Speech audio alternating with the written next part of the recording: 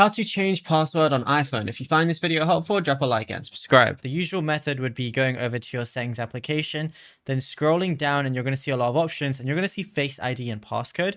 So it's going to ask you to enter your passcode, and then you can go in, scroll down, and you're going to see a change passcode option.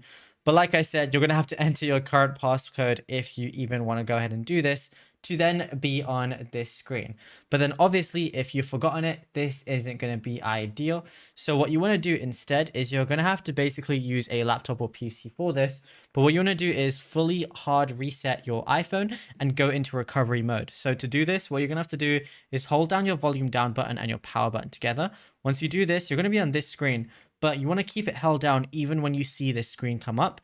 Eventually, your phone's going to reset, and once it does, while you keep it held down, you're going to enter your iPhone recovery mode. So once you're in recovery mode, what you're going to have to do is on your laptop or PC, go onto iTunes. So you're going to have the iTunes application downloaded, and you don't have to have a Mac for this. You can also do this on Windows as well.